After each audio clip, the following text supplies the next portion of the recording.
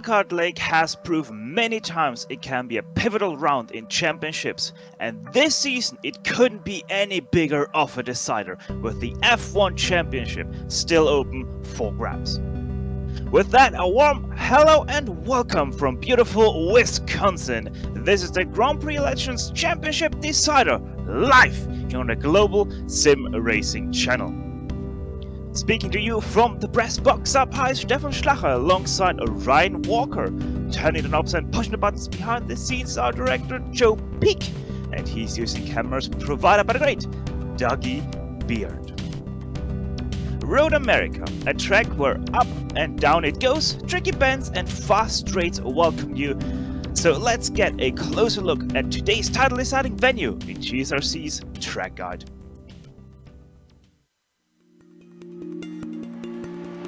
Welcome to Road America.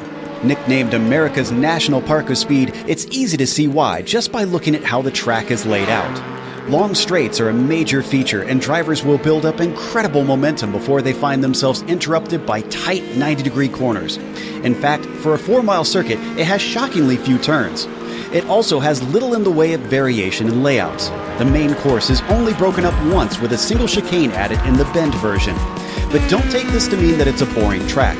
Elevation change happens many times over a lap, with a few places taking you into corners which are quite blind. But two of the turns on the back half of the course are perhaps the most distinctive. One is the carousel with its more than 180-degree radius. It just feels like it never stops. The other is the kink.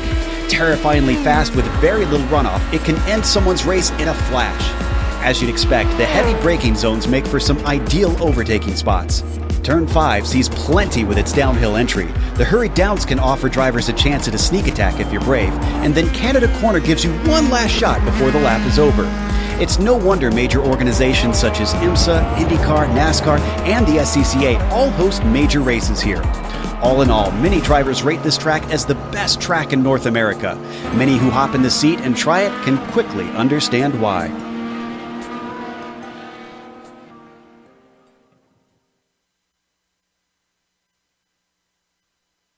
So Ryan, we just heard that many drivers rate this track as one of the best in North America. What is your stance, especially with the Lotus 49? Yeah, this car is a fantastic track around Road America. It's one of my favourites as well, especially with this combination. And this fantastic 4.04 mile length track has been around for quite some time. It's hosted a whole range of series, I should say, from NASCAR to IndyCar to the SCCA runoffs, club series, you name it, it's probably been here. And today it will be host to the final round of the Grand Prix Legends series here today. And they've got a championship decider on the line, and it has an amazing 14 turns. And today it should be a bit of an exciting climax, but the best passing opportunities are going to be down into turn 1, and then also the run down to turn 3. But you've also got that famous run down to turn 5 where you can possibly try and make a move if you got the slipstream. But I think you can also make a possible passing opportunity heading down to Canada Corner, but that requires a bit of bravery. So, yep, I think today the name of the game is going to be patience and timing your moves. Yeah, especially not much of a driver circuit or Road America is like we had last week at Mid-Ohio. So let's have a quick look at the championships as well. Starting off with, obviously, the F1 Championship. Rob Olenek right now leading that one for 25 points to his name. Topi Kotkaniemi 33 points behind. So he has to score at least 34 points better than Rob Olenek to get this championship away. But there is a slight problem, and that is called drop weeks. And Rob Olenek, if he scores 4th or lower, there will still be a 4th place awarded to him because of drop weeks right now. He has that in the bank. So that pretty much means that this is decided because Topi can't outscore a 4th place even with a win here today. Mick Claridge, the season dominator, seasons in, seasons out, only 3rd place right now. So had a little bit of misfortune in the season. Overtrain rate 122 points behind in 4th, and Bill Tyler rounding out your top 5 right now going into the last round of this season. Ryan, how are we looking for the F2s? Yeah, so the F2 Championship, that's been led by Finland's Pekka Risto for most of this season, and he still holds the lead heading into this final round today. Dave Cohen is in second place, 68 points further back, and he's still in with a slight mathematical chance of taking this championship, but that'll require Risto to have issues. But Risto just needs to basically finish in front of Cohen to take the championship. And then in third place, we've got another Finnish driver, Heikki Koivisto. And then fourth place, we've got Michael Greenziger. And then fifth, Andrew M rounded out the top five. But as it stands at the moment, it's a two-horse race for the championship with Risto holding that advantage. Yeah, very much so. We have one more championship to look at. That's the Nations Cup, and United States right now leading that one, 30 points ahead of Finland, 490 points to the name of United States. So even that championship not 100% decided yet, but obviously a very big hill to overcome for Finland here. United Kingdom right now third place, but just look at that gap, 118 points behind. That is a no-brainer that they can't catch Finland anymore. So it is just between the US and Finland in the standings. UK as at third, Norway fourth, and France in fifth place. Last but not least, Ryan, take us to the race details. Absolutely. So this is the final round of this 12-round championship. The race length for today will be 16 laps, but around this track with the Lotus 49, that'll probably feel like an eternity.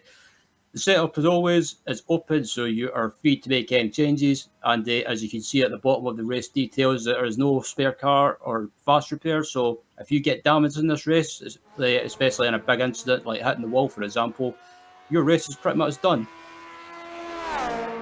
Yeah, pretty much done. And at a fast track like Road America, it is rather easy to get yourself inside a wall here, so they really have to be careful, especially fighting very hard for all the places that you can have. Right now, also qualifying going on in the background. Rob Olenek is looking to finish his first lap. Let's see what the New England driver can do coming up to the start-finish line. Right now, steep uphill climb to the start-finish line. It continues to be uphill all the way to turn 1. And it is a 2 minute, 2 seconds, 0.598 right now, a full second ahead of Olsen. Yep, absolutely. As Topi Kortenemi comes across the line and currently slots himself into second place as it heads into turn 1. So good first lap from Topi. But as I say that, Michel Dudin to the top. The Frenchman with a good qualifying result, at least in his first lap, 3/10 already ahead of Rob Olenek. The 10th between Olenek and Korteniemi, our two top dogs, fighting still for the F1 Championship. What can Mick Pledge do in his first lap? The number 3 driver coming to the start-finish line to finish it off, and it is a 2 minute 2.7 only, 5/10 behind Michel Dudignon. Yeah, a bit surprised by that. But as we look at Ove Trengrid as well, another driver currently on halfway around his lap at the moment.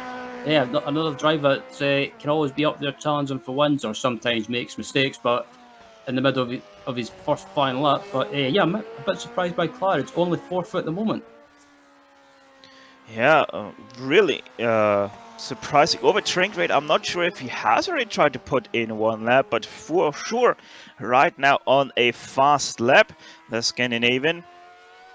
And obviously, Ryan, also one of the big talking points coming up to next season is the updated tire parameters these Lotus 49 drivers will have to work around.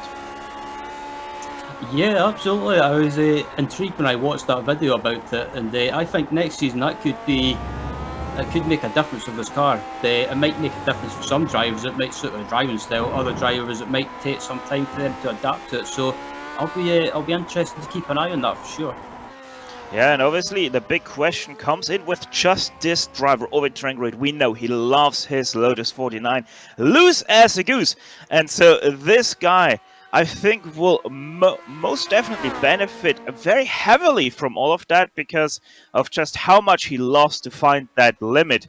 And it once again was a good lap from him at 2 minute 2.3, just a 1/10 about away from first place. But Michel Dudignon immediately responds, puts another 10th between himself and over train rate. New fastest lap at 2:02.170. Watson, Will McDonald as well. Currently 16th for the grid at the moment. Can he improve his lap as he comes across the line? Yes, he can. 2:04.3. So Will McDonald up into 12th. 13th, sorry. Yeah. And that one lap by Overtrain that we saw, obviously also the only lap he will get. So it was a very late start to his qualifying effort as Mick Claridge comes also over the line, puts his car into 3rd place. Or Dave Cohen, the driver from Illinois, the 24, is on his 2nd lap. Let's see if he can improve on his 2:05.6. Looks good through the last turn, and nice and easy, has room to spare to the outside, so not as confident as some of our top dogs. What can the 24 do? Can he improve from his 20th place? That is a yes to 10th improvement, and that puts him up by 2 places as well. Andran going through Canada corner, not going to be able to make it in 7 seconds unless he finds some rockets underneath that 21. But obviously, no can do there. So that sets our qualifying grid, starting grid as well. So let's have a look at that. So while the guys are grading up, let's look at it. Row 1, Michel Didino alongside Overtrain with Mick Claridge in 3rd place and Rob Olenek 4th. That is one of the most classic top 4 drivers that we can pretty much have in the Lotus 49. Topi Kotiniemi in 5th place with Benjamin Choco 6th. Bill Tyler 7th place. And running out row number 4 is Antti Kärinen. On the left side of row number 5 will be Pekka Risto alongside Andre Schumacher to round out your top 10. And line up alongside the German is Laus Dawson in 11th, with Gary Thiel in 12th, with Finland's Janne Lehmann in 13th, Paul McDonald will line up in 14th, with 15th going to Chris Barakami. The Frenchman Emmanuel Pereira alongside him in 16th, with Robert Plumley 17th, 18th is Dave Cohen, Matthew Maudsley 19th, and rounding out the 20 is Michael Greenziger. 21st, Gordon Old alongside Andrew Eng for 22nd. Down Good is in 23rd. 24th went to Roland Wallbank. Row 13 is Eugenio Massa and Steve O'Malley.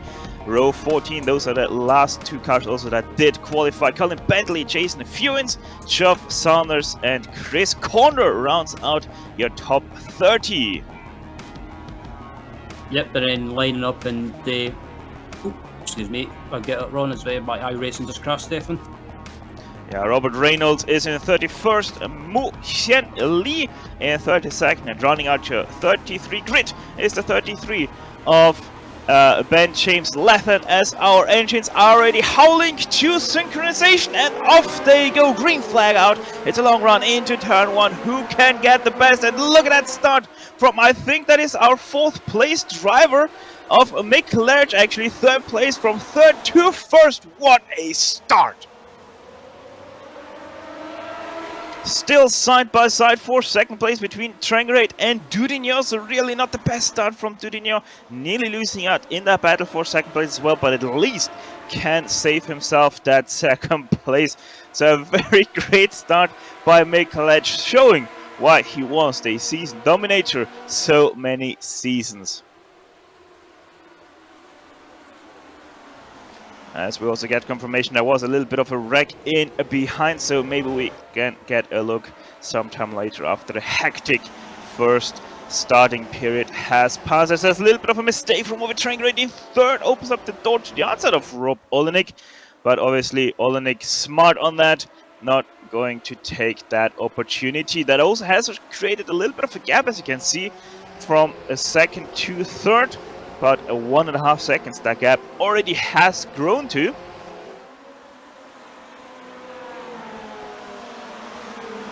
As pretty much for the first time in this race, we have single file pretty much throughout the whole field. The question now is, Ryan, Overtrain rate, can he close that gap back to 2nd place? It's more than possible. I mean, we're only around basically halfway around the lap, and it looks like Claridge is going to the inside into Canada corner, defending the inside line, but it's Diddy going to try and go around the outside. It's right, he actually decides against it, so Mick Claridge still holds the lead for the moment as he comes round just about to complete the first lap. one of the most legendary battles for P1 there. Michel Dudignon versus McClatch. How often have we seen that? How often have we looked on in awe? Many cars already wrecked, by the way. I've just seen that with those guys flying past the start-finish line. So 4 or 5 guys have already been out. Seems like Mo Hien Lee is one of the drivers that did make it round even just 1 lap here today. Going on board with Michel Dudignon, you can really see how good that draft is, kicking in here down the marine sweeps. Let's see if he maybe is able to make a move down into turn 5. Yeah, he thinks about it, but Clarence goes to the inside, head into turn 5, and again defend from Dudignon, and heading up to turn 6, can Dudignon try to make a move as Clarence makes a late move to defend the inside. This is fantastic stuff.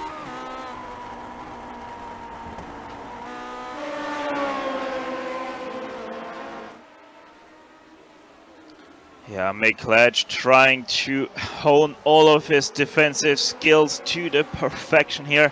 Right now has done good. No opportunity has been allowed to Michel Dudignon, but obviously all this fighting has brought in Ovid Trengrade and Rob Olnick already. Topi Kotiniemi also still holding on to the back end of the top 4, with the first real break down to Benjamin Shoko in 6th place.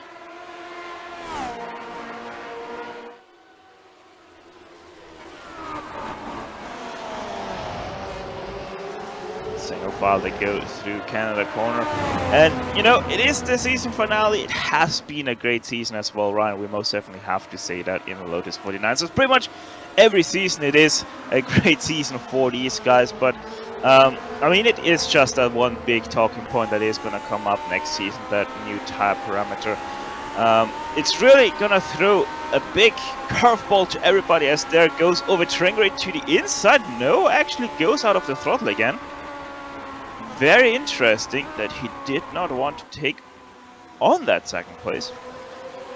Yeah, very interesting. I thought he would have went for the move since he had the run, but he strangely decided to back out of it as they head down to turn 3, and yeah, they've got a bit of a pack starting to form as well, but as they head onto the straight, heading down to turn 3A, turn 4 and turn 5, Clyde is still leading, but he's not pulling away like he normally would in previous races, but at the moment we've still got this battle going on for the lead as they head down to turn 5, and again Clara is still holding the lead, but he's got a pack of cars behind him looking for an opportunity to pick up any positions if him or Dudignon have any issues, as at the moment it's still Clara's leading, and I think if Trengrade gets running Dudignon heading onto the home straight next time round, I think he'll go for it.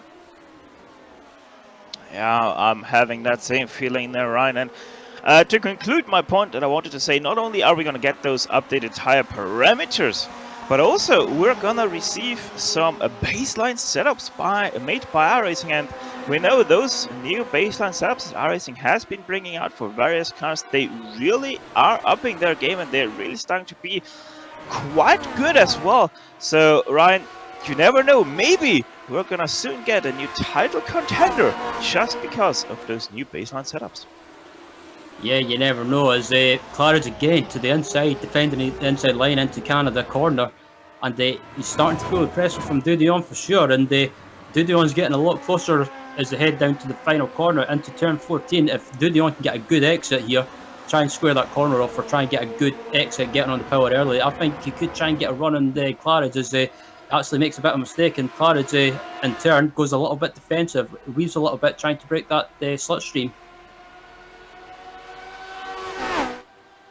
So as the end lap number 3, McClatch has led every pretty much single centimeter thus far of this race, with his extremely well start from 3rd place immediately catapulted him into 1st. Not even needed to run into turn 1 to seal that deal for that 1st place, as we have another confirmed retiree as well. Ben James Latham second confirmed retiree of this race already. So attrition starting to be already quite high. Another run comes in from Michel Dudino. He's late on the brakes, a little bit squirrely as well, and that is massive because just with that little mistake, loses out 3 positions and back to 5th place he goes.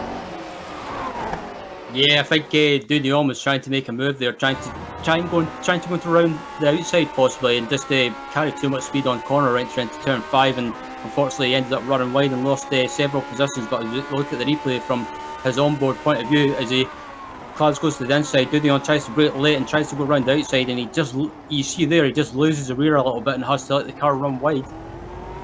Yeah, kind of looks like he didn't really want to go side by side with Mick there. That's why he seemed to press that brake pedal a little bit harder, and that's what made him lose a little bit control there. So with that, a little bit of an interesting situation. Once again, Traingrade finds himself in a position where he has to chase down the car ahead of him, but this time it's gonna be quite difficult because Mick can't just run away. He can, as he heads through turn 13A and heads down to turn 14 into the final corner. He's got a reasonable gap at the moment, but as you can see at the moment, behind maybe these guys behind might work together and try and close that gap back down to McLaren's. But around Road America, it's easier said than done as Clarence comes across the line to complete the end of lap 4 and heading into the lap 5. As in the background there, we might have a change of position for second place. It looks like Rob Allen's going to make the move into turn 1. Yeah, and he completely bundles it, or maybe does it. No, he actually is able to get it as Traingrade makes the mistake on the outside. So Traingrade now back into 5th place from 2nd. And with that overtake, obviously, the big smiling guy coming out of that battle, Mick Cledge, once again opens up that gap just because those two guys went side by side through turn 1. But with Rob Bolinik, our pole setter, now in 1st place. No, sorry, he was actually in 4th place, I forgot. Makes you kind of wonder, can he close that gap? Obviously, your season, pretty much championship already sealed for Rob Bolinik. He has been very strong, a week in, a week out, but how strong can he be this week? Can he once again topple Mick Cledge? That'll be interesting to see for sure as we ride on board of Olenek at the moment. And just as you can see in the background there, you've got Cortinemi and Dudon in the background there. So Rob Olenek, he's got that position, but he's not pulling away at the moment. So I think Rob Olenek's probably just thinking, just finish this race, and as long as he finishes in front of Cortinemi, he's definitely got the championship sealed up.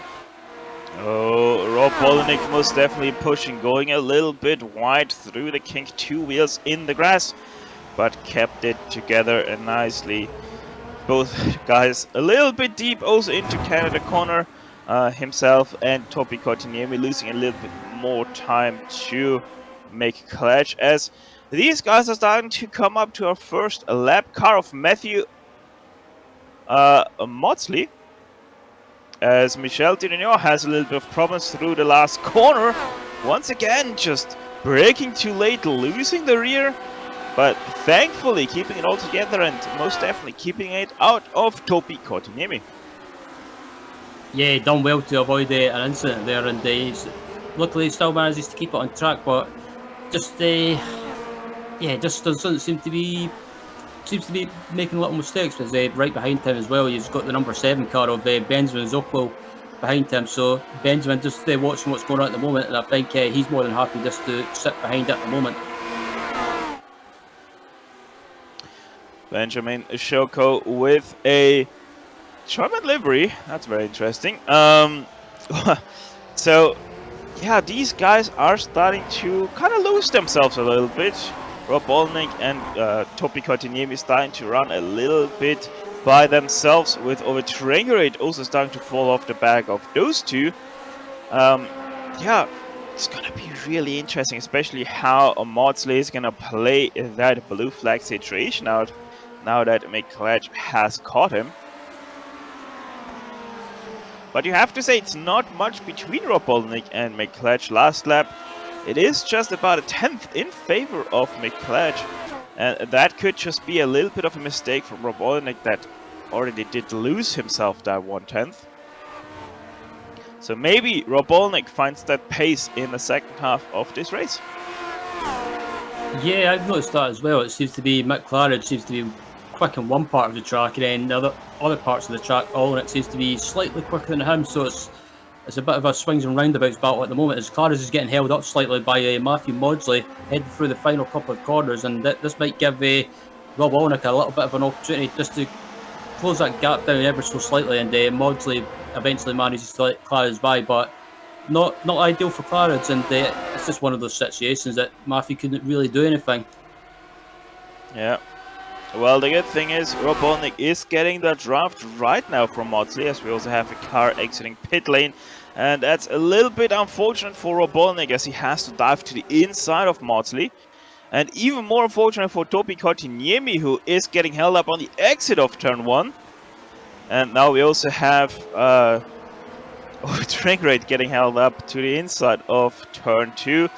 So once again, Maudsley just really nowhere to go, as these guys dive to the inside of him, but all make it work. Last lap, by the way, Mick Claridge, because of getting held up through the second last turn by Maudsley. He did lose about, 7/10 of a second.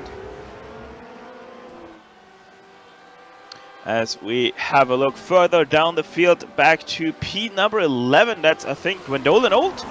That is in that position, and right behind him, that's Gary Teal, Robert Plumley, trying to take away that 11th place from him. Yeah, I'm just looking at the positions gained as well for Gwendolyn Old, and he's starting in 21st and he's up into 11, so 10 positions gained for him. So fantastic drive from him at the moment.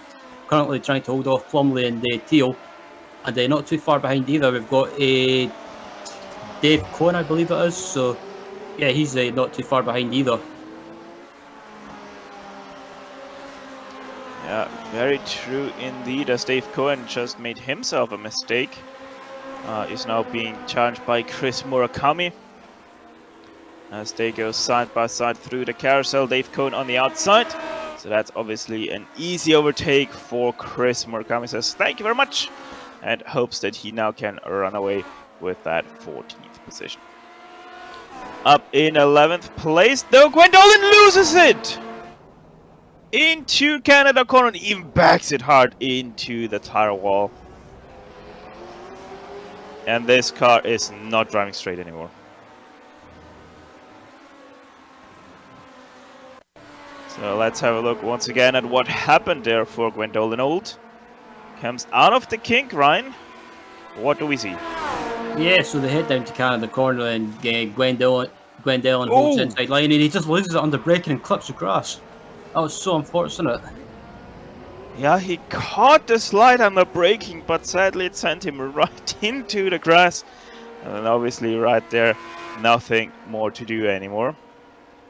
So there is Gwendolyn Old. The sad trip back to his mechanics, trying to explain what exactly happened, as we have a little bit of a battle here between Topi Kotkaniemi and Rob Olenek. Topi deep in the brakes, loses it on the exit. That opens up the door once again for Rob Olenek, and he has to concede once again at second place. Look at in behind the Ove Trengrid pushing hard as they once again go side by side. And Topi Kotkaniemi tries to do the undercut, doesn't work out, hits the bag of Rob Olenek, but all keep under control. Yeah, absolutely. This is an absolutely awesome battle between these guys, and Kotkaniemi currently second in the F1 Championship, and I think he's pretty much the driver that's with nothing to lose at the moment. Yeah, he could lose second in the championship, but it's the last race of the season, and he's pretty much just got his elbows out as they head down to Canada corner. Well, Olenek defend the inside line. It looks like Kotkaniemi's trying to go to the inside and trying to intimidate him, but it doesn't work. It worked.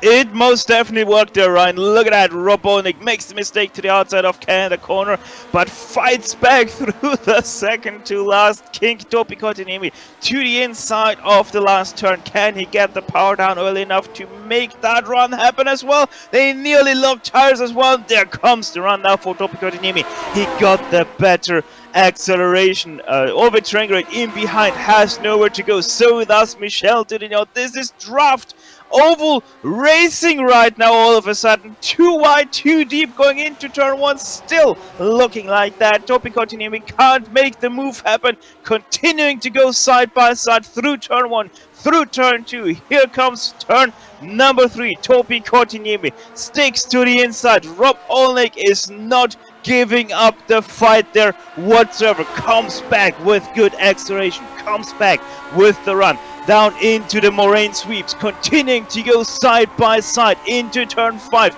Rob Olnick better later on the brakes, and he gets that move on. There's the contact though, and Topi Kotkaniemi loses 3 positions in 1 turn.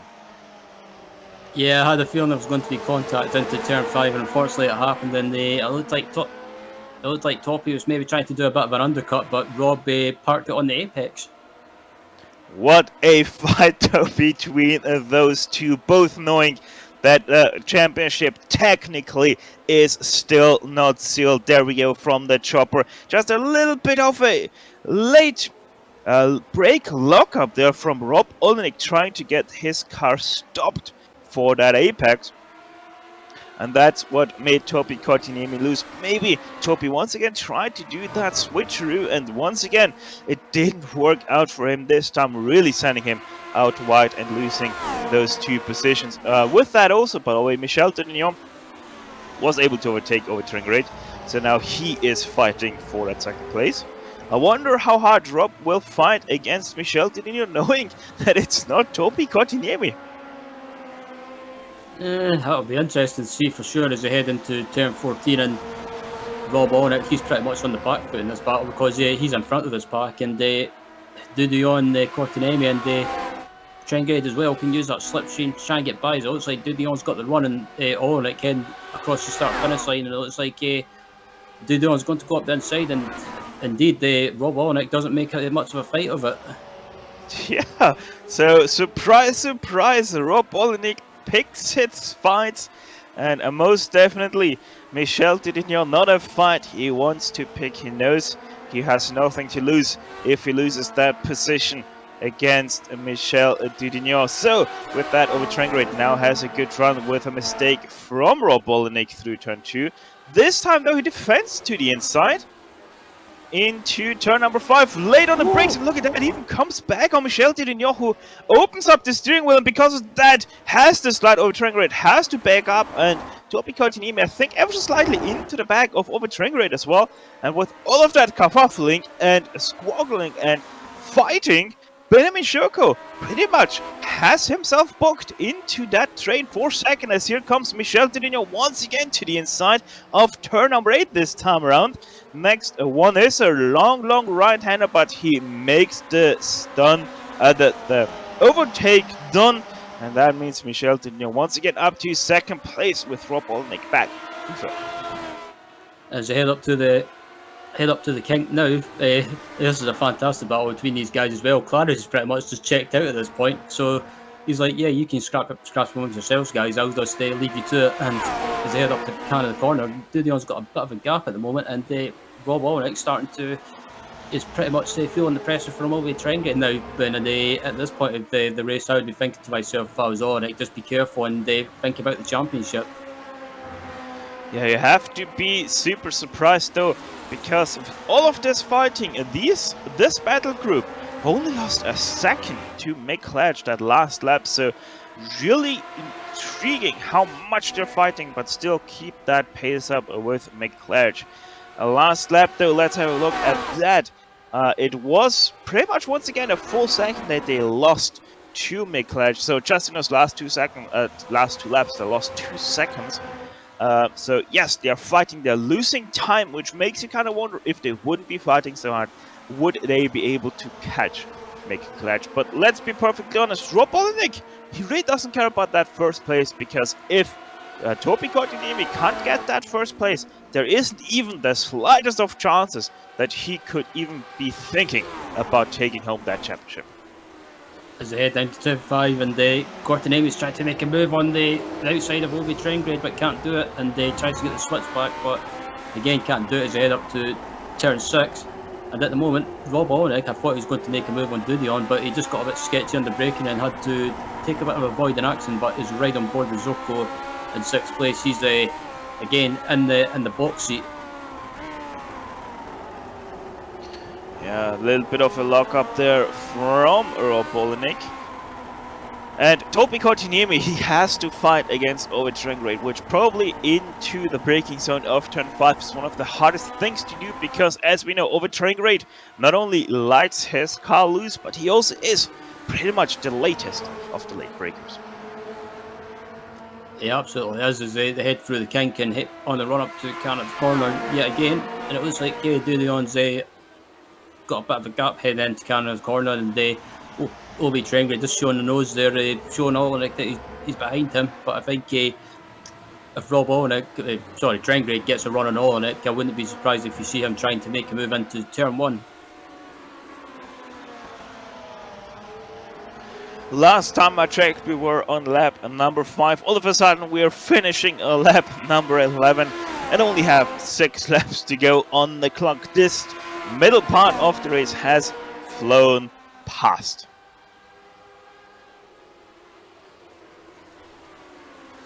Actually 5 to go now, so timing was a little bit behind there. Over Trengrade with a little bit of a mistake through turn 1, loses out on the exit. Immediately that gap opens up to 6/10 between Olenek and Trengrade. And Olenek with a good exit out of turn number 3. Maybe he's going to try once again to get himself to the inside of Dudignon for turn number 5. Dudignon knows that. Look at the run. Olenek is getting to the outside.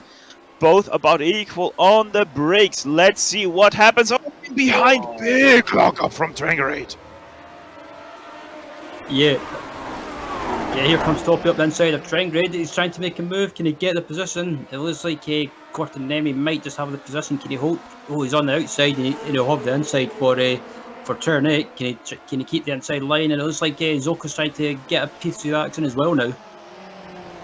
Yeah, Benjamin Shoko looking to the inside there, but only looking, not actually going for it. And Topi Kotkaniemi finally passed over Trengrade.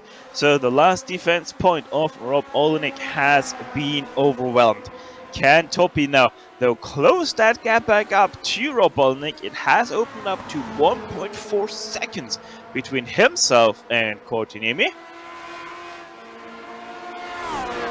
So has to be careful to not completely lose the draft of the two guys ahead. Obviously, if they start working together now, that is a lost cause for Topi Kotkaniemi. Absolutely, as they head into turn 13A and heading up to turn 14, it's Robert Reynolds. Oh, as Robert Reynolds is just in the middle of the corner there. That might have held up Dudionn, and indeed it has. And it's got the run heading across the start-finish line now. He tucks back in from another shot of the slipstream, and again not close enough to make a move into turn 1. Yeah. But Robert Reynolds probably didn't expect them to close up so fast to his damaged car through that last turn. He pulled it into pit lane. That car was crabbing quite heavily as Rob Olenek, another mistake through turn 3 here. And Topi Kotkaniemi, I think he once again has the good draft of Rob Olenek. It's now just 6/10 between themselves. So good luck for Kotkaniemi that Robert Reynolds did hold up our two guys for a second. And as they head up to turn 6 under the Corvette bridge, it's Olenek still in front of Kotkaniemi, but I think I wouldn't be surprised if Olenek's keeping an eye on his mirrors now.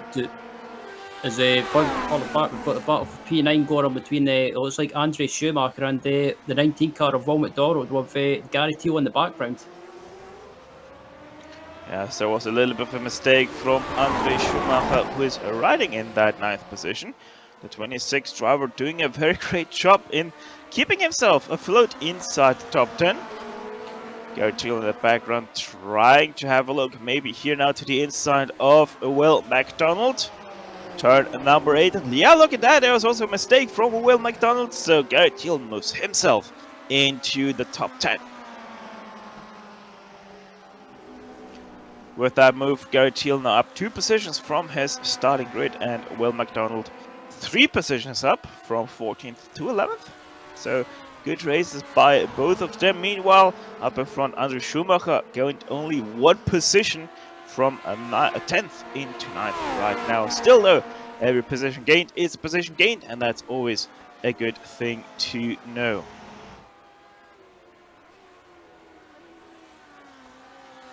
Speaking about good things to have, McLaren, the gap he has right now, 5.2 seconds. The gap has most definitely gone down. It was already up to nearly 6 seconds between himself and Michel Dudignon.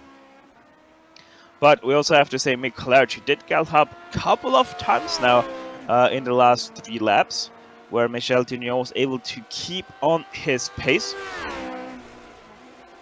But still, 5.2 seconds. That is a very impressive gap right now. And quite honestly, when McLaren is leading, it never looks much different than this. Absolutely not. As this battle for second is still going on at the moment, but it seems to have settled down for the moment. But I wouldn't be surprised if we see some fireworks happening on the last lap, possibly between Olenek and Courtenay. Yeah, especially Rob Olenek and Topi Courtenay, because Topi is closing in that gap as he just makes a mistake a little bit through turn number 8. Last lap, a 10th faster for Courtenay over Rob Olenek. So maybe we're gonna see Courtenay close that gap to Olenek. And then I'm very sure, Ryan, we're once again gonna see some great fireworks between those two fighting off. Indeed, as they head into Canada corner now, and it's still Dudignon leading this pack, but again, Olenek just closes up ever so slightly, and if Olenek can get a good run, try and get on the power early on the exit of turn 13, he might be able to get a run on Dudignon and maybe try and make a move into turn 1, or if he decides against it, try and make a move heading down to turn 5.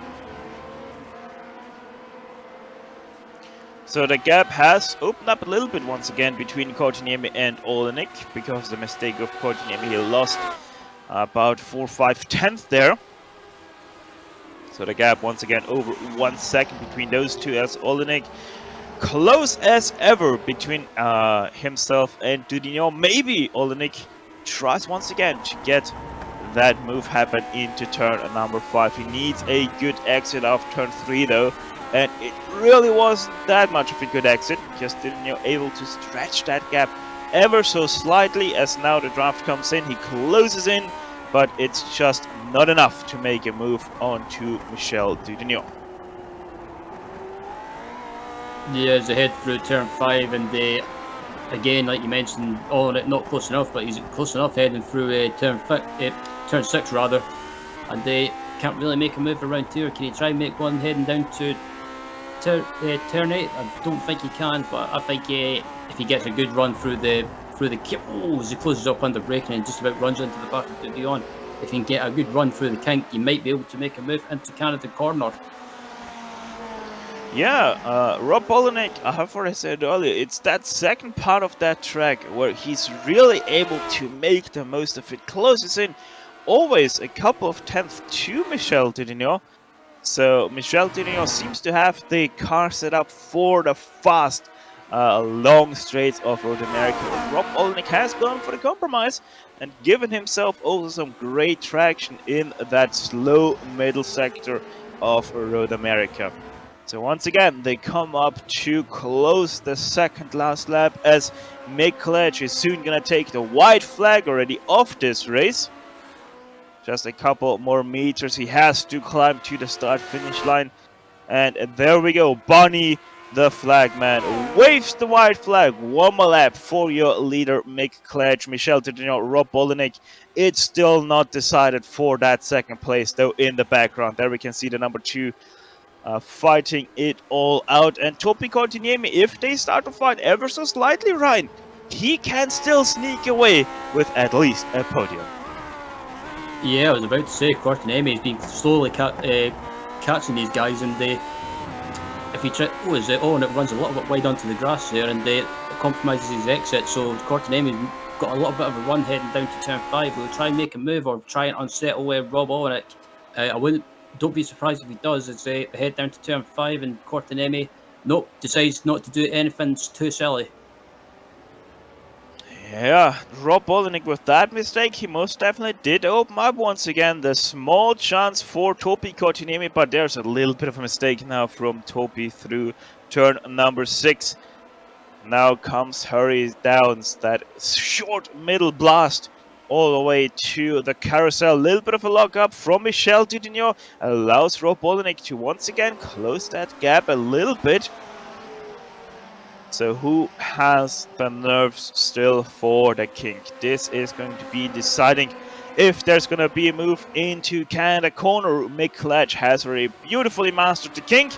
Now it's time for Michel Dudignon and the gang. Everybody in behind makes it happen very nicely. Topi Cortinemi the most aggressive, but everybody stays inside track limits and most importantly off the grass. As everybody makes it past the Canada corner single file, it's pretty much all set and done for Mick Ledge. Just one more corner to go and he makes a mistake. Don't do this to me, Mick, please. Thank you very much. There we go. So the number 3 goes over the start-finish line, waving to his fans. There we go, Mick Ledge, your winner of round 12 from Road America.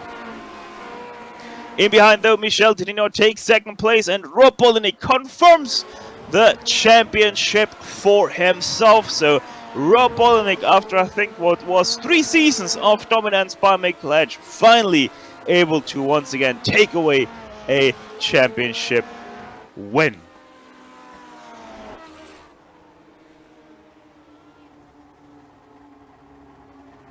So with the last few cars trickling over the start-finish line, we're gonna step away for just a few moments to take a breather, but we will be quickly back for the post-race show where we will run you down the unofficial finishing order, talk to some of the drivers, and close off an eventful race. So don't step away too far, as GSRC will be back after these messages.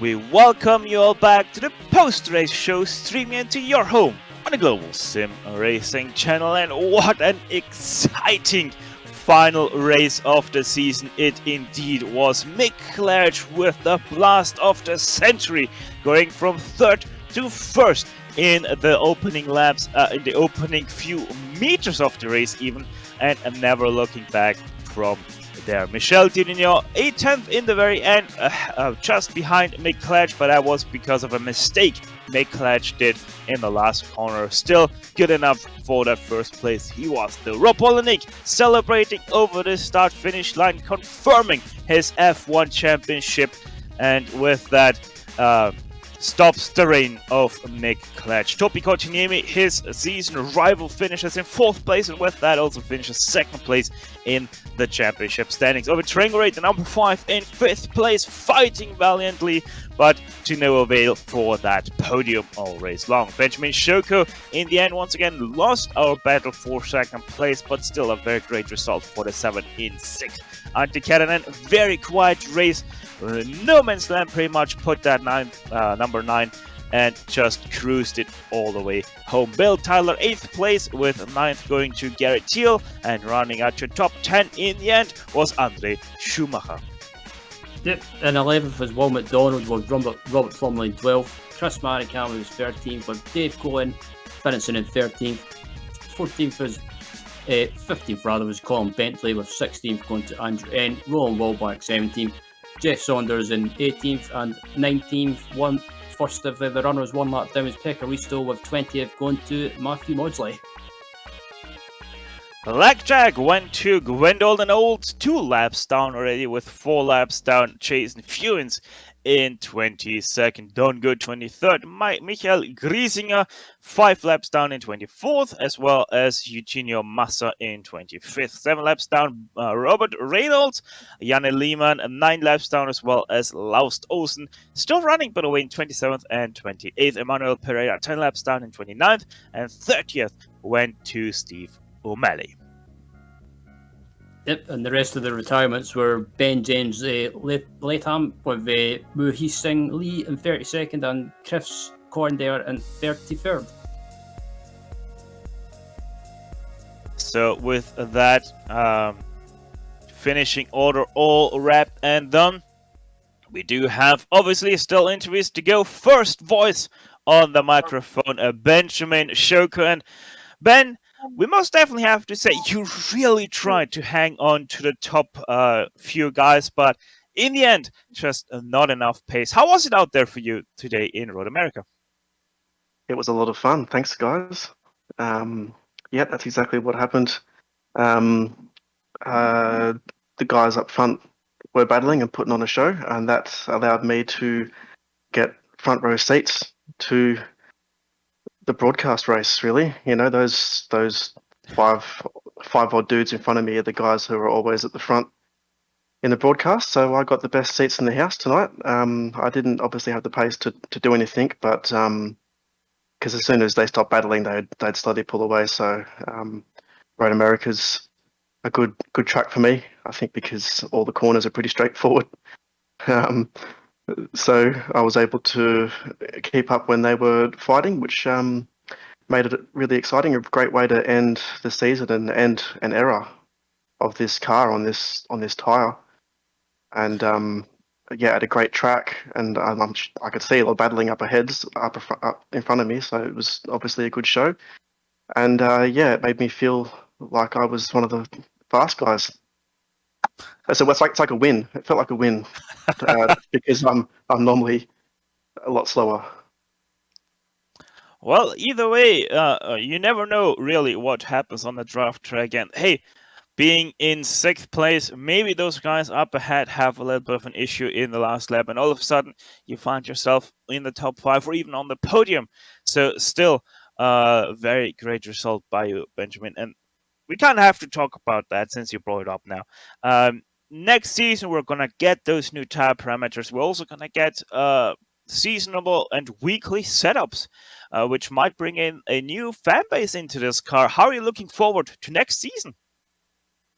Yeah, I've been pushing iRacing to make these changes for a long time. If not, not the tire model, they've got to get that right before they release it, but just some competitive setups each week, save us having to share them amongst each other. That can really help in a difficult car to help boost participation. So I really feel like next season is going to be the biggest for participation in this series since COVID, so to speak. We're pretty static in numbers, but with these changes, I really think it's going to breathe new life into the series, and hopefully we'll be getting more races going official more often. And with our broadcast splitting at 50 cars or whatever the max grid slots are, we're going to see huge grids next season in this broadcast. So yeah, hopefully we'll be back again with GSRC for like, I don't know, what is it now, 5 or 6 years running? Yeah, I think something like that. Yeah, but one last question, Benjamin. Now, Benjamin Blümchen, one of the biggest childhood heroes in the DH region. How does you come to that livery? You can thank Andre for that one, Andre Schumacher. Okay. He gave me that nickname, and I've run with it. I think it's great, and yeah, shout out to Andre actually, because he put out the challenge for me this week. Road America's a good track for him too, and said he's going to come in here and beat me, and there you go, Schumacher, gotcha. Who can say that they beat a Schumacher in a race car? So anyway, Benjamin, thank you very much for talking to us, and congrats on your 6th place finish here today. Thank you very much. So that was Ben Shoko. Benjamin Blümchen, apparently, as his new nickname is. Now we have Mick Gledge standing by with Ryan Walker. I do indeed, and Mick was pretty much under pressure in the early stages of the race, but once they started scrapping amongst themselves behind for second place, it allowed him to pull away, build a bit of a gap, and Mick, back to your old form, and yet again for a second week in a row and rounding out the season in the perfect fashion. Under pressure, it was never in doubt, mate. Never in doubt. No, man, I can't believe I got the start. How did I get that start? And how did they leave the door open like that wide as well? I don't know what's going on. It's just a crazy day. Yeah, it was one of those weeks where everyone was pretty much on the same pace. So then I can't believe how good the start was, and I nailed it into turn one. I nailed the braking zone. I couldn't even see my brake marker for turn one. I was looking at the guys next to me, and just broke when I thought, they would. That was that. So I ended up in front. And then Michel was pretty much the fastest guy in the race on race pace. And then when he went down the outside, down to turn 5, he really missed his brake marker, and it was one of those things where you sort of think, oh no, has he missed his brake marker, or have I braked really early? So I really had to just trust myself and sort of just try and get the apex and nail it and not worry about what he was doing, and then I just saw him off the track, and then it was all right after that. Got held up by a back marker, not his fault at all, and then Rob was able to get back to me. Rob didn't practice today, this week, at all. Now he's got so much pace. But yeah, one of them races, mate. Yeah, I mean, this season in general, it's how do you think it's went for you? I mean, you've had some bad races at points this season, but still, it's a top 3 finish in the championship. I guess you can't really sniff at that. Yeah, do you know what? I was thinking about it because I was really annoyed at stuff like the first couple of weeks, like Monza. That was just a stupid accident that happened that took me out of the battle for the lead. And then as we went through, I had the same thing at Motorsport. Daytona was a mess. I made a mistake in turn 1 in Daytona. So that was another race gone. And then Barcelona with the coming together of Toppy. So that was that race gone. Bathurst, my rift broke, so I drove on the monitors and I couldn't drive. and then after that, I just seemed to get a bit more pace, and I got some wins I really didn't think I was going to get. Laguna Seca is a track that I never win. I'm never that good at Laguna, so I was really happy to win that. And Chicago, the first time we've ever been there. Still have to say, Rob's drive to get second place at Chicago was an unbelievable drive, because if you'd have seen him through that week, he was nowhere. He crashed out of every other race we did, and then on a broadcast race, he nailed it. And that was the last real thing that I was sort of hoping for. That not that he would crash, but that he wouldn't get as good a finish as he did for Chicago. So yeah. And looking ahead to next season as well, we've got the tyre changes coming for the Lotus 49. How do you think it'll make the car, and how do you think it'll make the racing better next season? And do you also think it'll draw in the new drivers? It will change the racing. It will change the racing massively. it's definitely going to bring in new drivers. There's been new drivers coming into the Discord channel already and trying the car out for the old tyres, what we're on now. And even some of the guys that won championships back in the day in this car. And I just have to say, I have to apologise to Joe. I did say we was going to do a demo derby at the end of that race. I didn't want to do it because I started getting a bit soppy about the car, the old car. Joe Peake's directing today, and he knows how long I've been driving this car out of all of us guys, because he was there with us at the start. And I just wanted to baby it round on the lap, into the pits, even though I crashed it. But yeah, I was feeling a bit soppy about the old girl, And then before we let you go, Mick, anyone that you want to give a shout out to for this race, or not just this race, but this season in general? Well, I'm off. I'm not actually driving much next season. I'm off doing a long bike ride. I'm actually going to come and knock for you one day, Ryan. So get the kettle ready, mate. So listen, thanks to you guys for all the stuff you've done over all the seasons, and thanks to all the guys that watch us. Thanks to the guys that do a lot of work behind the scenes. I'm only going to name a couple because I can never remember names. Yuri, Andrew Eng, Raf for still doing the championship standings. Billy Barbie does all the broadcast funding and stuff like that. So there's a load of guys that do a lot of stuff. Like I say, all the guys that watch me, and the three special guys that watch me. There's two in West Strait in West London, one in Canada. The Mackenzie boys. Don't mess with the Mackenzie boys. Good stuff. Well, again, congratulations on the win today, Mick, and the top three in the championship this season. And then we'll look forward to seeing you on track next season when time allows. You can look forward to seeing me at your front door, mate. And I look forward to that as well. But again, anyway, we'll catch you later, Mick. And I believe up next, Stefan, I've got the new champion, Rob Olenek, standing by with you. Yeah, very much so. Rob Olenek, what a season it was for the New England driver. Rob, congrats very much on winning this season's championship. Thanks, Stefan. That was really a great season. There was I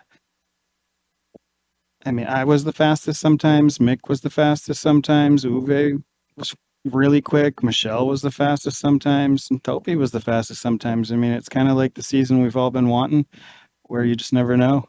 And super fun. It was probably my favorite season in the 49 so far. Yeah, and Rob, we kind of have to say Mick was so salty about not winning this championship that he totally forgot to congratulate you in his interview. I'm sure he'll be doing it anyway if he hasn't already, actually. Yeah, he already told us to tell you to say congrats. So congrats from Mick Clash on finally getting rid of him on the number one spot there in the championship. But Rob, we very much have to say on the championship standings, it might look a little bit as an easy victory because the points gap is quite tall in the very end. But in reality, you really had to fight for it much more than it looks on paper. No kidding. I really only felt like there maybe was the beginning of the season. I felt like if I put good laps in, I was the quickest in the car, but from, I don't know, maybe fourth race on, I definitely didn't feel that way. And I think what did it was no crashing, just consistently finishing well when I didn't have great pace. The other guys had unfortunate things happen with them, and you need to be quick, but you need to be lucky too. Yeah, very much so. And Mick Latch told us a little bit of a detail. Is it true that you did not put any practice in for today? I did way less than normal. I wasn't even sure if I was going to race today or not, but it was going to be a fun race. There was no way I was going to miss it. So last night I jumped in the car right before the late race, warmed up. Yeah, the crazy thing is I've actually struggled to get the car feeling good all season long, setting it up where I just like the way it feels and I was comfortable in it. And the 1 week where I really don't put in almost any practice, I jump in the car and my old set, it just felt great. I was like, wow, this is really lucky. I can feel great here. Like, this is perfect. Like I was going to race even if I was off pace today, just to be in it for the last one, but it was much better to be racing with the guys.